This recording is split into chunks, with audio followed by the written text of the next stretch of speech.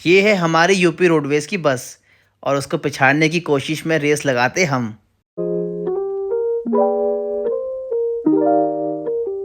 घंटों का लंबा जाम और जाम को चीरते हुए जल्दी से मंजिल तक पहुंचने की जद्दोजहद में लगे हम। घणो जाम लग रहा है और एक भैया ने हमको डरा दिया कि घणो जाम लग रहा है।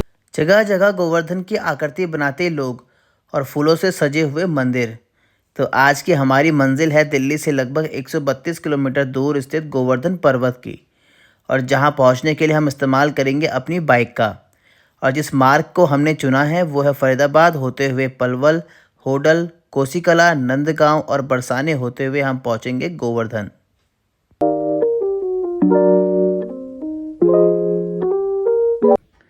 सुबह बजे सुबह के 10 और मैं हो चुका हूँ रेडी गोवर्धन के लिए, क्योंकि आज है गोवर्धन पूजा और मेरा बहुत मन था कि मैं जाके देखूं किस तरीके से गोवर्धन पूजा मनाई जाती है गोवर्धन में, और आप लोगों को भी दिखाऊं और देखते हैं कैसी रौनक हो रखी है वहाँ पर। चलते हैं। और जब भी कभी ऐसी लॉन्ग ट्रिप पर निकले तो हेलमेट का खास ध्यान रखें, जो कि एक्साइटमेंट में मैंने नहीं रखा। तो गाइस ये हेलमेट मैंने चूज़ किया था और ये बहुत ही बोरिंग हेलमेट है, और ऐसा हेलमेट कभी भी आप ट्रैवल में इस्तेमाल ना करें, क्योंकि जो एयर है वो बहुत ज़्यादा तेज की मेरे को पड़ रही है आँखों पे और बोलते बोलते खांसी भी होती है। तो अभी हम पहुंच चुके हैं मदना हाईवे पे। लगभग हमने 18 किलोमीटर का डिस्टेंस कवर कर लिया है और यहाँ से लगभग अभी 80 किलोमीटर और है, और जो हमारे साथ है वो है राइडर रफ्तार। तो यहाँ पे कटता है टोल टैक्स, बट हम जा रहे हैं VIP रोड से।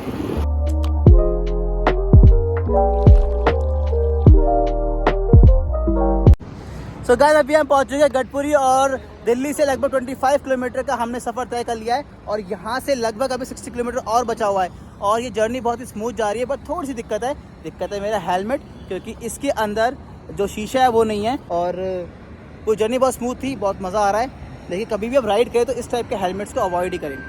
और सफ़र बहुत ही अच्छा होने वाला है, बने रहे हमारे साथ, और आगे की जर्नी बहुत मज़ेदार होने वाली है।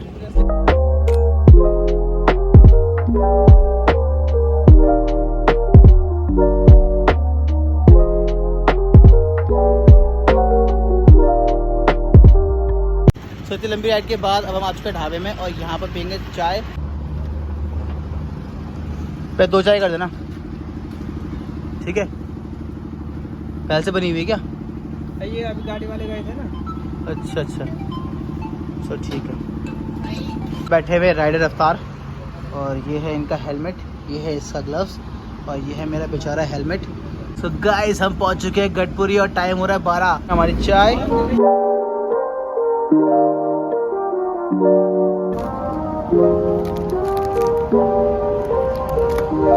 और ये है मेरा पूरा का पूरा नाश्ता।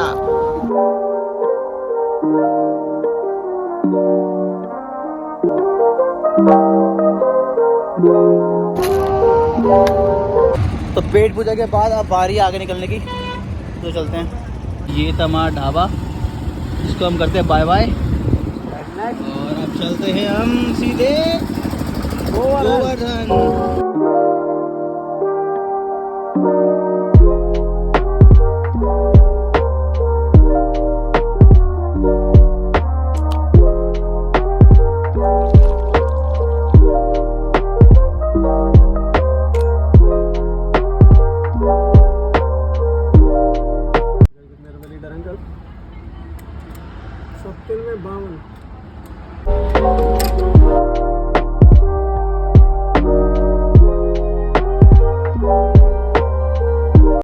तो हमारा टैंक हो चुका है फुल, और अब चलते हैं आगे।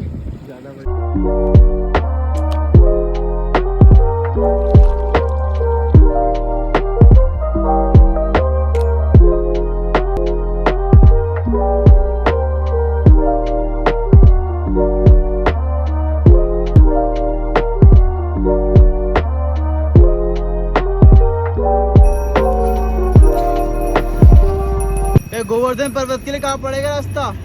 गोवर्धन पर्वत। तो अभी हम पहुँच चुके हैं वृंदावन, और यहाँ से गोवर्धन लगभग 5 किलोमीटर के आसपास है, और भटकते भटकते हम लोग पहुँचने वाले हैं। तो अब चलते हैं, और लगभग लगेगा आधे घंटे के आसपास। और जिस मंजिल को हम बहुत पास समझ रहे थे, वो मंजिल हमारी सोच से बहुत दूर थी, और अब हमें ये एहसास हो चुका था कि हम रास्ता भटक चुके हैं। गोवर्धन कहाँ पड़ेगा? सीधा ये गोवर्धन कहाँ पड़ेगा? फ्लाईओवर का है? हाँ, कौन सा फ्लाईओवर है वो? हाँ हाँ वो वाला, इसके लिए नीचे मुड़ना पड़ेगा। धन्यवाद भैया। हैं? पैसा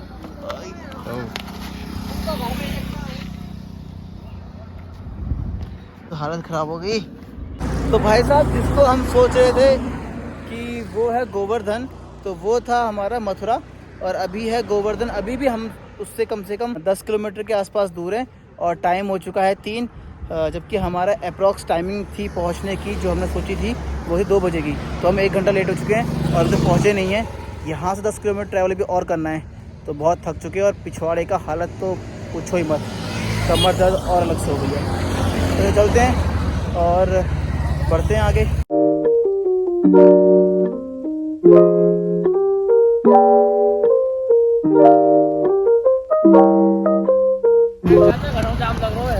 और एक भैया ने हमको डरा दिया कि घणो जाम लग रहा है।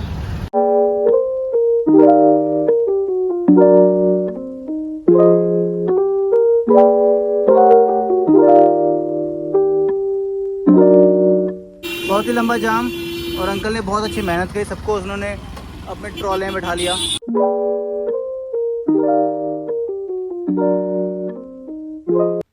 और कुछ ऐसा था गोवर्धन का नज़ारा, चारों ओर लोग ही लोग, मानो भक्तों का सैलाब सड़कों पर उमड़ गया हो। और उसी बीच हमने सबसे पहले खाना खाने का सोचा और हम पहुंच गए ठेले पर, जहां से हमने गर्मा गर्म बर्गर खाया और चल पड़े परिक्रमा मार्ग की ओर। और टाइम हो चुका है 3:30।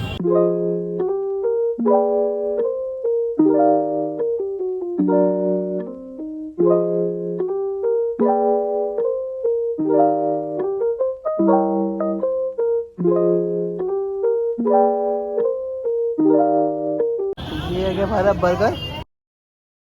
ये वही भूमि है जहाँ श्री कृष्ण ने बाल्यकाल में कई लीलाएं दिखाई हैं, और उन्हीं में से एक है गोवर्धन की। गोवर्धन पूजा से जुड़ी मान्यता के अनुसार ब्रजवासी इंद्रदेव की पूजा करने की तैयारी में लगे हुए थे और सभी इंद्र की पूजा में कोई भी कमी छोड़ना नहीं चाहते थे। इसीलिए अपने अपने सामर्थ्य अनुसार सभी इंद्रदेव के लिए प्रसाद और भोग की व्यवस्था में लगे हुए थे। यह सब देखकर श्री कृष्ण ने नंद बाबा से सवाल किया, आखिर ये किसकी पूजा की तैयारी चल रही है? तब बाबा ने उत्तर दिया, इंद्रदेव की, क्योंकि वही वर्षा करते हैं, उसी से अन्न की प्राप्ति होती है, गायों को घास एवं चारा मिलता है। यह सब सुनकर श्री कृष्ण जी ने कहा, हमारी गाय तो गोवर्धन पर्वत पर चढ़ती है, इसलिए हमारे लिए तो वही पूजनीय होनी चाहिए। श्री कृष्ण की बात मानते हुए सभी ब्रजवासियों ने इंद्र के स्थान पर गोवर्धन पर्वत की पूजा की। इस पर क्रोधित होकर भगवान इंद्र ने मूसलाधार बारिश शुरू कर दी। वर्षा को बाढ़ का रूप लेते देख सभी लोग श्री कृष्ण को कोसने लगे। तब श्री कृष्ण जी ने वर्षा से लोगों की रक्षा के लिए गोवर्धन पर्वत को अपनी सबसे छोटी उंगली पर उठा लिया और फिर सभी ब्रजवासियों ने अपनी गायों के साथ पर्वत के नीचे शरण ली। और इंद्र ने क्रोधित होकर लगातार 7 दिन तक मूसलाधार वर्षा करते रहे। और 7 दिन के बाद जब इंद्र को पता चला कि कृष्ण कोई साधारण मनुष्य नहीं है, तब वह ब्रह्मा जी के पास गए। तब उन्हें ज्ञात हुआ कि श्री कृष्ण कोई और नहीं, स्वयं विष्णु के अवतार हैं। इतना सुनते ही वही श्री कृष्ण के पास जाकर उनसे क्षमा मांगने लगे। और इसके बाद देवराज इंद्र ने श्री कृष्ण जी की पूजा की और उन्हें भोग लगाया। तभी से गोवर्धन पूजा की परंपरा कायम है और इस दिन गाय के गोबर के टीले बनाने की परंपरा है, जिसकी सजावट फूलों से की जाती है और उनके पास दीपक जलाए जाते हैं और इन टीलों की परिक्रमा की जाती है, जिसे गोवर्धन पर्वत की परिक्रमा के समान ही माना जाता है। और इसी परंपरा को कायम रखते हुए आज तक हम लोग गोवर्धन पूजा को मनाते हैं, जो ठीक दिवाली के एक दिन बाद आती है। तो ये है सारा गोवर्धन पर्वत और यहाँ श्रद्धालु आ रहे हैं और ये है परिक्रमा मार्ग। तो हम लोग थोड़ा आगे आ चुके हैं क्योंकि वहाँ बंदर बहुत थे, तो हम लोग यहाँ से परिक्रमा स्टार्ट करेंगे अपनी। और 21 किलोमीटर का पूरा परिक्रमा है ये, तो चलते हैं। और ये है गोवर्धन पर्वत। तो अभी हम चलते हैं अंदर, क्योंकि जो परिक्रमा वाला मार्ग है वो पीछे है, लोग जा रहे हैं जहाँ पर, और हम जा रहे हैं थोड़ा सा ऊपर, देखते हैं रास्ता में कहाँ से मिलता है, तो चलते हैं। और पीछे तो बहुत बंदर थे, तो उनको पीछे छोड़ते हम आगे आ चुके हैं और कहीं यहाँ पर सांप वाप ना हो। तो यहाँ से हम जा रहे हैं ऊपर, और जो परिक्रमा मार्ग है वो है पूरा, वहाँ पर लोग जा रहे हैं। और फर्स्ट टाइम मैं यहाँ पर आया हूँ, बहुत ही ज़्यादा लंबा सफ़र था, बैठे बैठे कमर दुख गई। और जितना भी इसका आसपास का एरिया है इसको ब्रज भूमि बोलते हैं। सुबह के 10 बजे से निकले हुए हैं घर से, और अभी पहुँचते पहुँचते 3:30 बज गए हमको। तो फाइनली पहुँच गए हम यहाँ पर, और वो सामने जा रहे हैं लोग। तो अभी थोड़ा और ऊपर चलते हैं, देखते हैं कि और क्या है ऊपर। तो यहाँ पर लोग तो आ रखे हैं, और ये लोग जो हैं ये आ रखे हैं बकरियाँ चराने के लिए यहाँ पर। हाँ,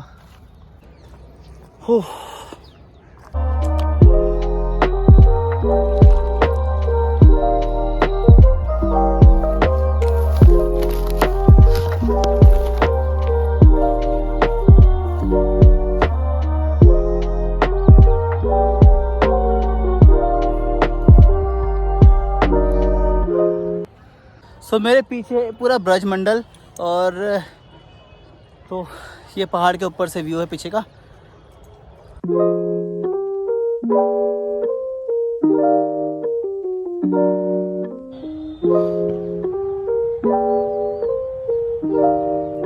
तो अब हम यहाँ चलते हैं नीचे, कि धूप भी बहुत तेज़ हो रही है यहाँ पर। तो फाइनली मैं गोवर्धन आ ही गया, और इससे पहले मैं आया था राधा रानी के मंदिर राधा अष्टमी में। तो 2 जगह मैंने कवर कर ली है। इसके बाद अब अगली बार देखते किसकी है। नहीं सर, 3 जगह मैंने कवर की है।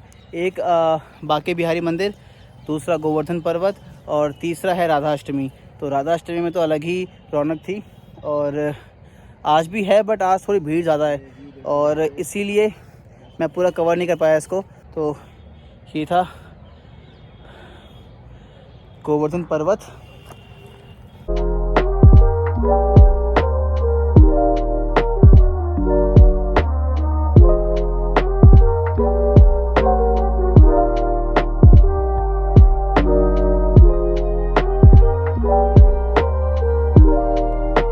और रास्ता थोड़ा सा पथरीला है, तो उतरते समय पाँव फिसल रहे हमारे।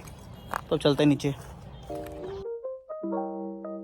तो वहाँ से हुई परिक्रमा स्टार्ट, और ऐसे होते होते होते होते ये पूरा रास्ता बना हुआ है, एक ट्रैक सा बना हुआ है, और वो सामने, वहाँ सामने आगे है। और ये पूरा जंगल जो रास्ता दिखाई पड़ रहा है आपको, ये पूरा का पूरा गोवर्धन का एरिया है। तो इसी ट्रैक पर चलते चलते पूरी परिक्रमा कंप्लीट करनी पड़ती है।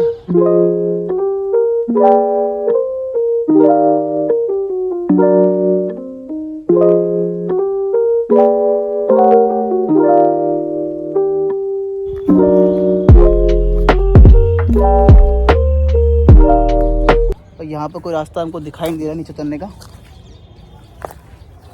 हम सोच के आए थे कि हम लोग यहाँ पहुँच जाएंगे 1 बजे, बट रास्ता भटकते हुए हम लोगों को 2:30-3 बजे हम यहाँ पहुँच पाए। तो इसलिए हम लोग तो परिक्रमा नहीं कर रहे हैं, कभी और करेंगे। तो अब हम चलते हैं, यहाँ से बाहर निकलते हैं। सो ये श्रद्धालु जा रहे हैं परिक्रमा के लिए। यहाँ बंदर बहुत हैं।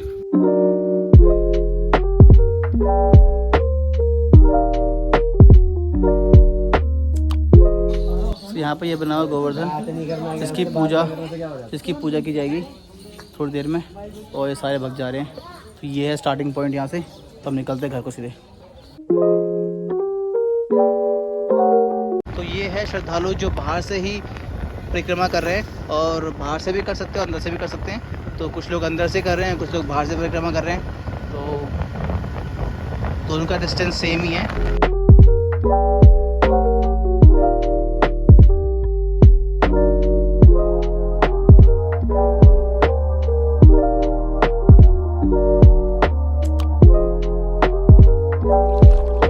और अब वक्त था अपनी आज की यात्रा को यहीं विराम देने का, और इस प्यारी सी शाम के साथ गोवर्धन से विदा लेने का। और मन ही मन अगली बार गोवर्धन की परिक्रमा करने का वादा लिए हम चल पड़ते हैं घर की ओर।